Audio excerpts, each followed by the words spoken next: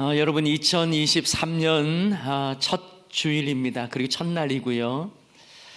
이런 생각이 들었어요. 우리도 하나님으로부터 하얀 도화지를 하나 받았다라는 것입니다. 그리고 이제 우리는 그 도화지에 글씨를 써 내려가든지 그림을 그려가든지 할 거예요. 그런데 어린 아이들, 잘 분별력이 없는 아이들 같은 경우에는 그냥 아무렇게나 할 거예요. 그런데 우리 좀 어른들이 되면 흰 도화지에 어떤 그림을 그릴 것인가 라고 하는 계획을 가지고 이렇게 그려갈 것입니다. 마찬가지 아닐까요? 우리에게 정말 이제 아무도 어떤 점도 어떤 그림도 그리지 않은 하얀 백지와 같은 도화지를 우리가 딱 받았어요. 2023년이라고 하는, 그때 아무 계획도 없이 그냥 생각나는 대로 그리는 사람은 어리석은 사람입니다.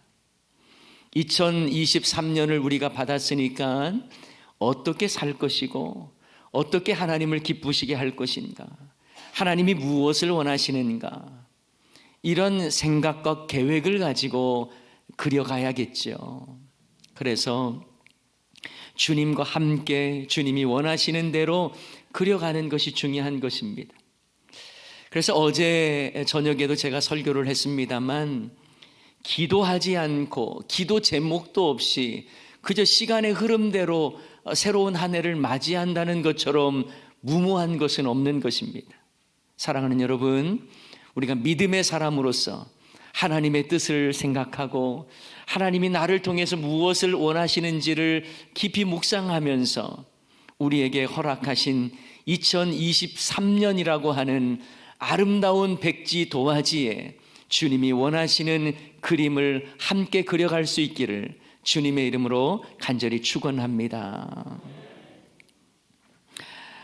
어느 동네 야구 시합에서 아들이 시합하는 것을 보기 위해서 뒤늦게 야구장에 찾아온 아빠가 일루수 수비를 맡고 있는 아들에게 이렇게 소리쳤어요. 얘야, 지금 몇 대 몇이야? 그러자 아들이 말합니다. 0대 9로 지고 있어요. 그랬더니 그 소리를 들은 아빠가 말했어요. 그럼 졌네. 콜드 게임이잖아. 그러자 아들이 말합니다. 그런 소리 마세요. 아직 한 번도 공격해 본 적이 없어요. 지금 1회 초란 말이에요. 이렇게 말을 했다는 거예요. 저는 이 짧은 글 속에서 이 시대 속에 0대 9로 처참히 지고 있는 한국교회 이야기로 들렸어요. 또한 무기력한 우리의 다음 세대 이야기로 들립니다. 아니, 어쩌면 우리의 신앙 점수가 0대 9로 처참하게 지고 있는 상황은 아닌가. 그런데도 우리는 아직 제대로 공격 한번 해보지 못했고, 제대로 도전해보지도 않았고, 제대로 힘써보지도 않은 상황에 0대 9가 돼버린 것은 아닌지 모르겠습니다. 이제 우리는 제대로 해봐야죠. 제대로 영적 무장을 하고 영적 전투를 해야 할 때가 된 것입니다. 그래서 우리는요, 위기가 또 다른 기회라고 하는 것을 잊어서는 안 돼요. 밑바닥에 있으면 이제 올라갈 일만 남은 것처럼 한국 교회의 위기는 다시 시작해야 하는 마음으로 회복과 부흥을 꿈꿀 때가 된 것입니다. 여러분, 새들은요, 비바람이 부는 날 일부러 둥지를 짓는다고 해요. 바람 불지 않는 날 둥지를 지으면 새들도 대충 둥지를 짓게 된답니다. 그러면 나중엔 센 바람이 불어오면 둥지가 쉽게 무너져 버리고 날아가 버리는 거예요. 그래서 새들은요, 비바람이 부는 날 둥지를 지으면서 비바람을 견디도록 철저하고 견딜 수 있는 견고한 둥지를 짓는다고 합니다. 사랑하는 여러분, 지금이야말로 우리가 기초를 다시 세우고 회복을 넘어 거룩한 부흥을 꿈꿔야 할 때인 것입니다. 그때 하나님이 부어주시는 은혜와 능력을 경험하게 될 줄 믿습니다. 오늘 본문 말씀은 탄원시라고 합니다.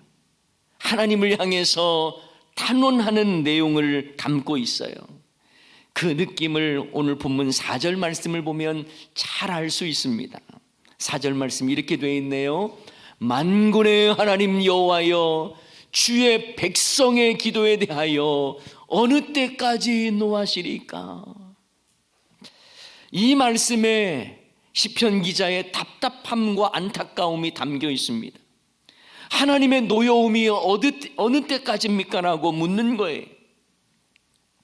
그것은 지금 자신들이 하나님의 진노를 받고 있다라고 생각한다는 의미인 것입니다. 여러분, 그렇다고 해서 하나님께 그들이 기도하지 않았던 것도 아니에요. 주의 백성들의 기도가 있었음에도 불구하고 주께서 계속해서 분노를 쏟아내신 겁니다.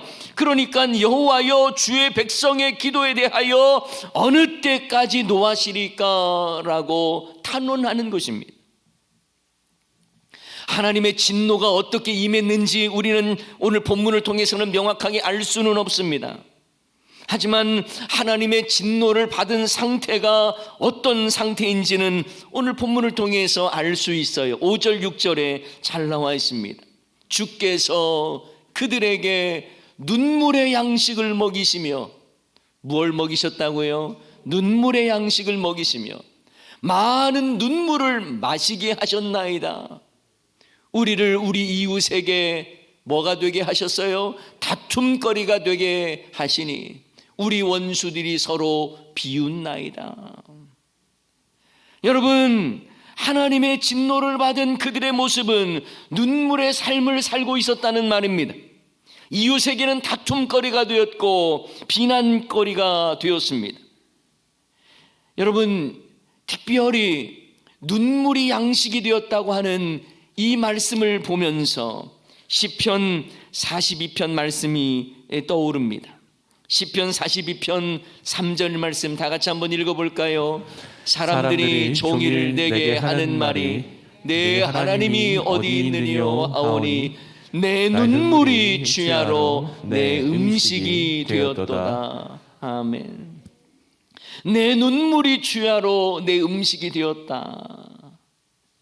눈물이 양식이 되었다는 것, 눈물이 내 음료가 되었다는 그 멘트는요, 얼마나 고달픈 인생인가를 우리에게 보여주는 표현입니다.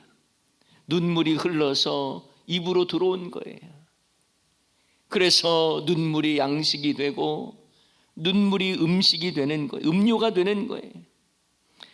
어쩌면 2022년의 삶을 살면서 고난과 눈물로 점철된 분들도 계실 거예요. 물질의 어려움 가운데에 힘겨운 시간을 보낸 분도 계실 것입니다. 관계의 어려움 때문에 마음 아파하며 힘겨워하는 자들도 계실 것입니다.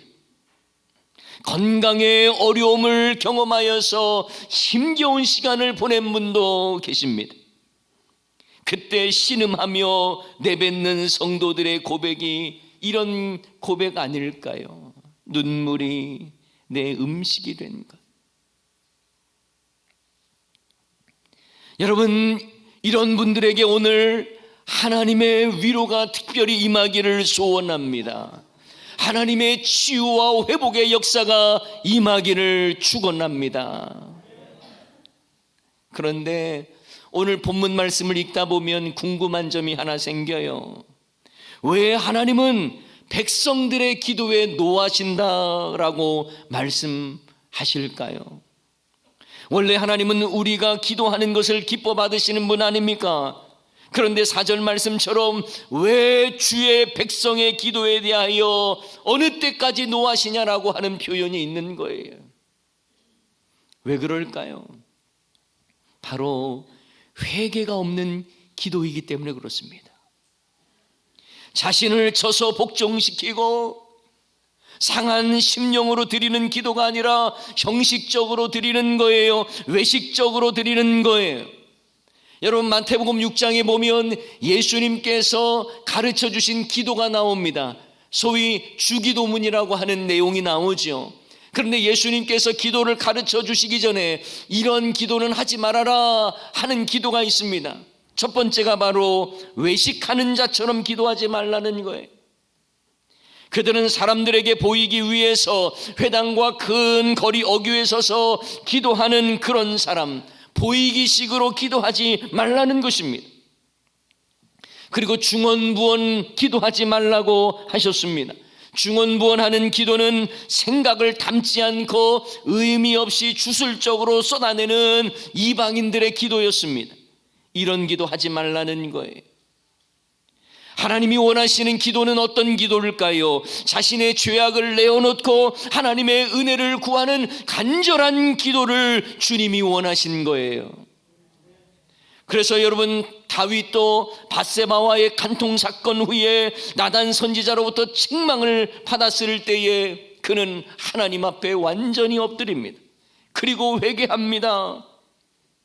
그 내용이 시편 51편에 나와 있는데요, 그 중에 시편 51편 17절 말씀이 이렇게 되어 있습니다. 다 같이 읽습니다. 하나님께서 구하시는 제사는 상한 심령이라.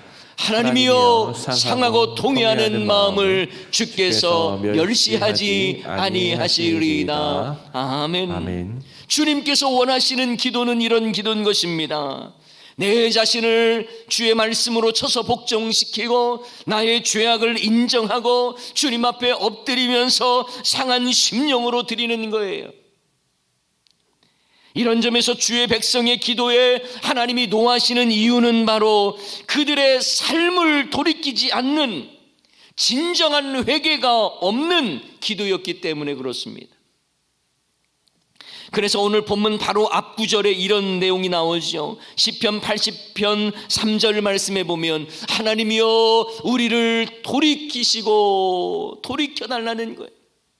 주의 얼굴빛을 비추사 우리가 구원을 얻게 하소서. 하나님이여 우리를 돌이키시고. 여기서 우리는 아주 중요한 원리를 하나 발견할 수 있습니다. 따라서 한번 해봅시다. 회개 없는 회복은 없습니다. 회개 없는 회복은 없습니다. 그래요. 회복을 원하십니까? 그런데 회개 없는 회복은 없는 거예요. 다시 말하면 회복의 출발은 회개라는 것입니다. 회개 없는 기도는 변화의 능력을 상실하게 됩니다. 하나님이 가장 역겨워하시는 것 중에 하나는 우리의 포장된 죄와 세련된 회개가 아니겠습니까?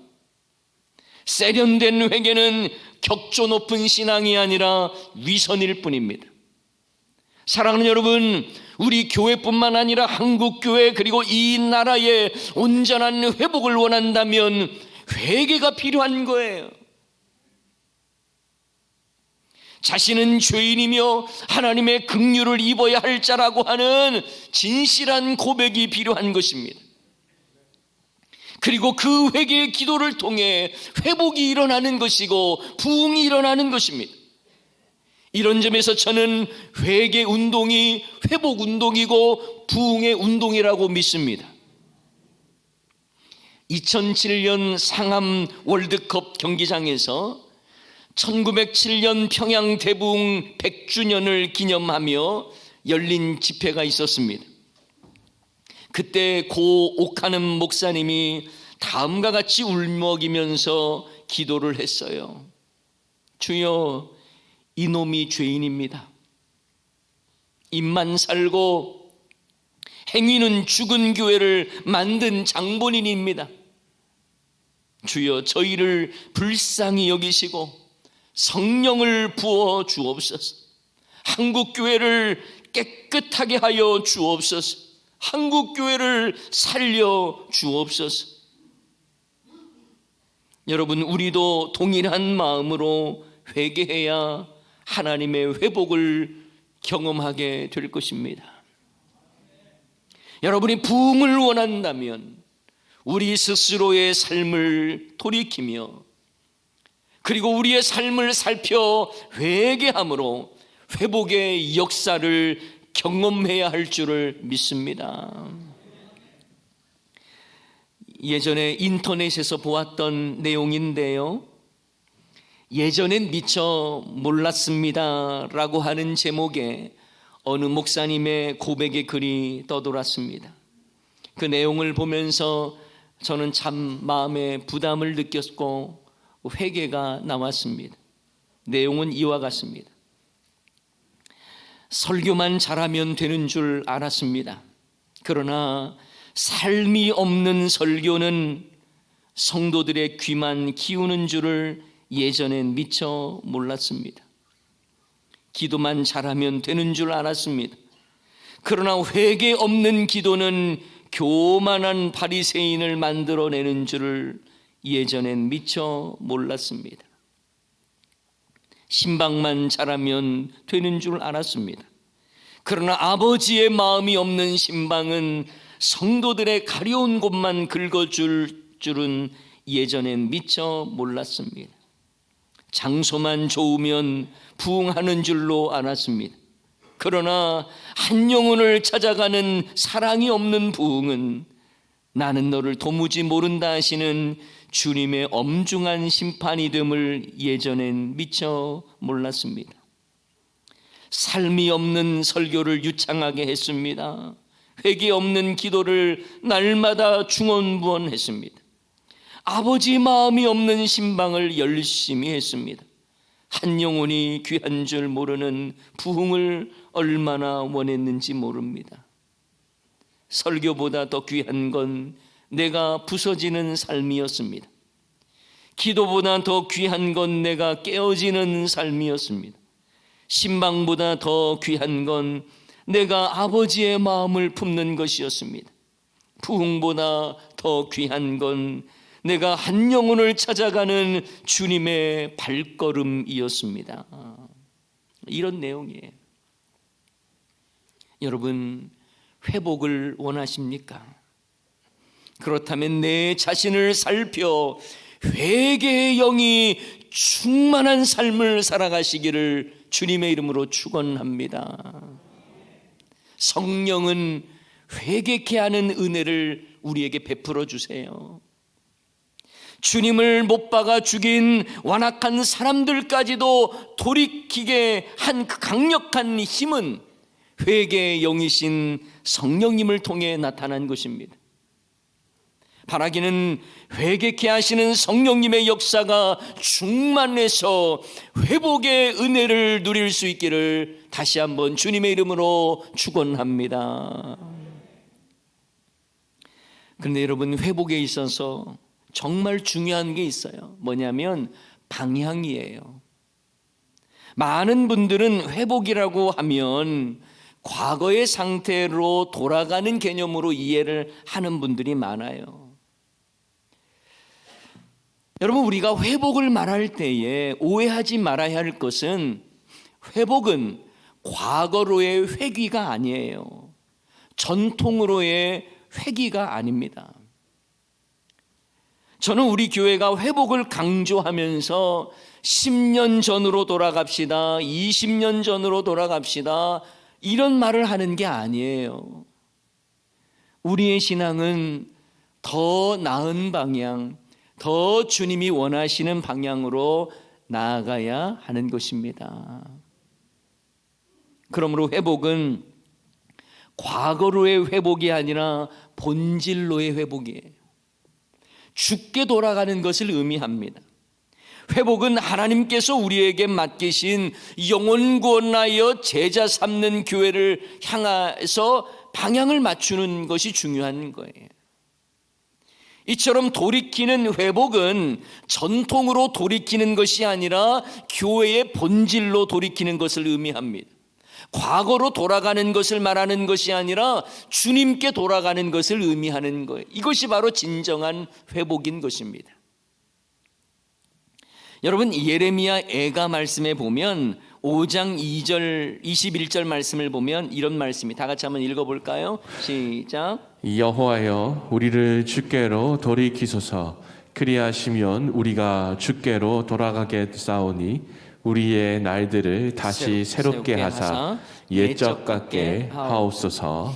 자, 여호와여 우리를 주께로 돌이키소서라고 말씀하셨어요. 주께로 돌이켜달라는 거예요. 내가 주님께로 돌아가겠습니다라고 말을 하는 거예요. 그러면서 다시 새롭게 하사 옛적 같게 하옵소서. 이 옛적 같게 해달라는 것은 과거로 돌아가게 해달라 이런 의미가 아니에요. 부흥의 그때 주님과의 깊은 관계가 있었던 그 아름다운 때로 돌아가게 해달라라고 하는 고백인 것이거든요. 회복에 있어서 방향이 잘못되면요, 부흥하는 것이 아니라 그냥 과거로 돌아가는, 잘못된 전통으로 다시 돌아가는 그런 경향도 일어날 수 있는 겁니다. 코로나 이후에 한국 교회는 회복에 대한 말씀을 많이 했거든요. 회복의 필요성을 많이 강조했습니다. 그런데 여러분, 저는요, 한국 교회가 코로나 이전의 교회로 돌아가는 것에 대해서는 반대합니다. 이미 이 시대는 새로운 패러다임의 변화가 일어났어요. 교회가 코로나 이전으로 돌아가서는 안 돼요. 더 나은 방향으로 가야죠. 교회의 본질로의 회복, 주님께로 돌아가는 회복의 역사가 일어나야 하는 것입니다. 그냥 단순하게 몇 년 뒤로 돌아가고 그런 개념이 되어서는 안 된다라는 것입니다. 결국 우리는 여호와께로 돌아가야 합니다. 교회 본질적 사역으로 회복되어야 합니다. 바라기는 주님께로 돌아가서 교회의 본질적 사역과 사명으로의 회복이 일어나기를 주님의 이름으로 축복합니다. 자, 그리고 교회 회복에 있어서 매우 중요한 또 한 가지가 있어요. 그것은 바로 하나님과 소통에 있어서의 회복이에요. 관계에 있어서 회복이라고도 말할 수 있습니다. 자, 오늘 본문 7절을 보면 이렇게 되어 있어요. 다시 한번 제가 읽어드립니다. 만군의 하나님이여 우리를 회복하여 주시고, 그 다음에요, 주의 얼굴의 광채를 비추사 우리가 구원을 얻게 하소서. 주의 얼굴의 광채를 비추어 달래요. 이 말은 어떤 의미일까요? 이 말은 주님과 친밀한 교제, 소통을 의미하는 거예요. 그래서 시편에서 주의 얼굴빛을 내게 비춰달라라고 하는 고백이 많이 나오거든요. 이건 주님과의 깊은 관계에 소통하기를 원한다고 하는 표현인 것입니다. 과연 여러분은 주의 얼굴빛의 광채를 경험하고 계십니까? 찬송가 보면 내 영혼의 햇빛빛이니라고 하는 찬송이 있어요. 그 찬양의 가사에 보면 이런 내용이 있어요. 주의 영광 빛난 광채 내게 비춰 주시옵소서. 그 밝은 얼굴 배울 때 나의 영혼 기쁘다. 주의 영광 빛난 광채를 내게 비춰달라는 거예요. 그리고 그 밝은 얼굴빛을 내가 배울 때 나의 영혼이 기쁘다라고 고백하는 찬양 아닙니까? 여러분, 회복은요, 주의 영광 빛난 광채를 내가 경험하는 거예요. 사실 우리는 코로나를 핑계로 해서, 환경을 핑계로 해서 하나님과 친밀한 관계를 제대로 갖지 못했던 일들이 얼마나 많았습니까? 하나님과 기도의 소통이 막혀버렸어요. 하나님의 말씀이 내 삶에 연결되지를 않아요. 불통의 삶을 살기 때문에 그렇습니다. 내 소견에 오른 대로 자기 마음대로 사는 고집 불통의 모습을 가지고 있다 보니 하나님과의 관계가 제대로 온전한 친밀함이 없는 거예요. 그러니 회복이 없고 부흥이 없는 거죠. 사랑하는 여러분, 회복을 원하십니까? 그렇다면 하나님과 소통하는 아름다움이 여러분에게 있기를 주님의 이름으로 축원합니다. 주의 얼굴의 광채를 내게 비춰달라라고 하는 그 기도는요, 주의 임재를 구하는 기도와 같은 거예요. 하나님과 소통하는 것 없이는 하나님과 온전한 회복이 있을 수 없는 것입니다. 하나님과 소통하는 것이 없으면 우리의 삶에 부흥은 일어나지 않는 것입니다. 하나님의 얼굴을 구하지 않고 살아갈 수 없는 인생인데도 하나님의 은혜를 구하지 않고 하나님의 그 영광의 광채를 경험하지 않는다면 우리에게는 회복과 부흥이 있을 수가 없는 거예요. 여러분, 하나님의 은혜의 광채가 우리의 심령 가운데 임하기를 소원하고, 여러분의 가정 가운데 임하기를 소원하고, 여러분의 하시는 모든 일 가운데에 여호와의 광채, 하나님의 얼굴빛이 비춰지기를 주님의 이름으로 간절히 축원합니다. 그리고 여러분, 회복의 결과가 뭔 줄 아세요? 살아나는 거예요. 건져냄을 받는 거예요. 절망의 상황에서 하나님이 건져내시는 거예요. 오늘 본문에서는 우리가 구원을 얻게 하소서라고 표현을 했죠. 이 구원을 얻는다라고 하는 이 야슈아라고 하는 히브리어는요, 살아나게 해달라고 하는 표현이에요. 해방시켜달라고 하는 표현이에요. 여러분, 우리의 회복은요, 살아나는 것으로 나타나야 하는 것입니다. 건져냄을 받는 거예요. 이것이 구원의 역사입니다. 교회적으로도 보면 거룩한 부흥이에요. 영혼을 구원하는 일입니다. 우리도 예수 그리스도로 말미암아 죄와 사망으로 죽었던 우리가 살아난 거 아닙니까? 구원의 역사를 경험한 거예요. 에베소서 2장 1절 말씀에 보면 그는 허물과 죄로 죽었던 너희를 살리셨도다.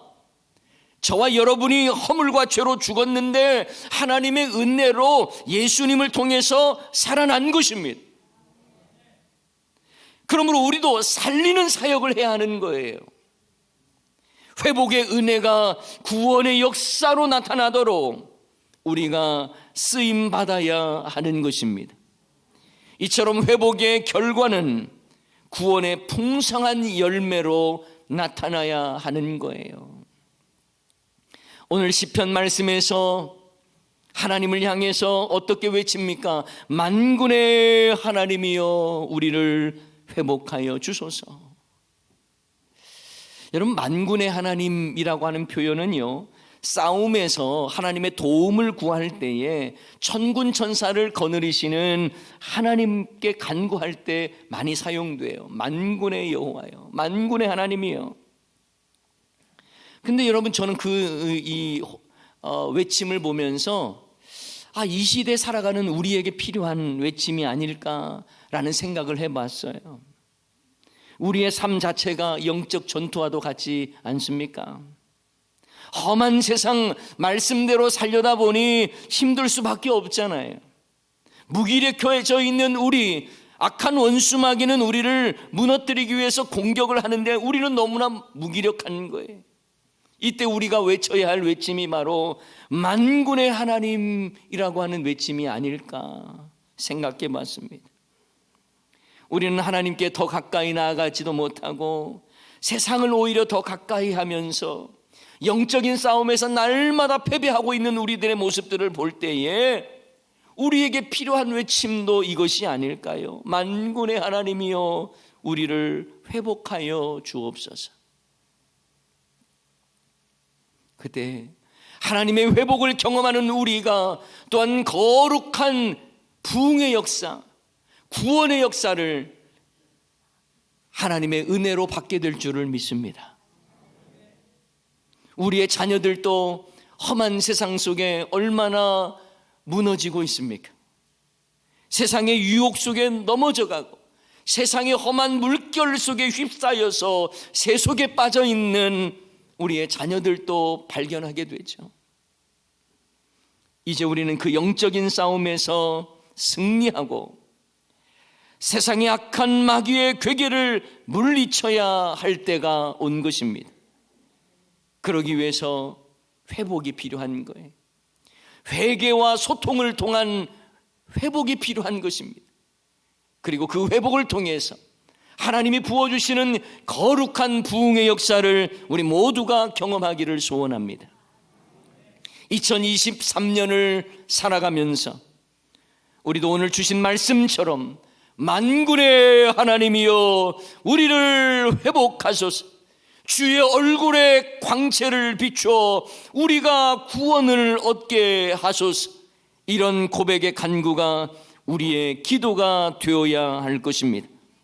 그래서 하나님께 회개하고 하나님과 소통함으로 회복을 넘어 거룩한 부흥으로 나아가는 저와 여러분 우리 모두가 되시기를 주님의 이름으로 간절히 축원합니다. 오늘 말씀 기억하면서 우리 함께 찬양하기를 원합니다.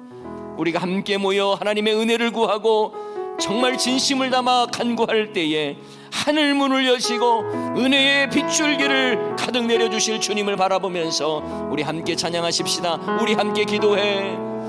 우리 함께 기도해. 주 앞에 나와 무릎 꿇고 은귤 베푸시는 주 하늘을 향해 두 손 들고 하늘 문이 열리고 은혜의 비출기 이 땅 가득 내리도록 마침내 주 오셔서 의의 비출기 우리 위에 부으시도록. 우리 다시 한번 찬양합시다. 우리 함께 기도해. 우리 함께 기도해. 주 앞에 나와 무릎 꿇고 긍휼 베푸시는 주 하늘을 향해 두 손 들고 하늘 문이 열리고 은혜의 비출기 이 땅 가득 내리도록 마침내 주 오셔서 의의 비출기 우리 위에 부으시도록. 하늘 문이 열리고 하늘 문이 열리고 은혜의 비출기 이 땅 가득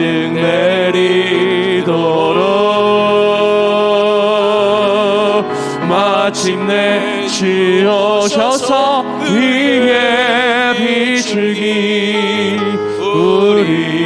우리 마지막 한 번 더 고백합시다. 하늘 문이 열리고 은혜의 비출기 하늘 문이 열리고 은혜의 비출기 이 땅 가득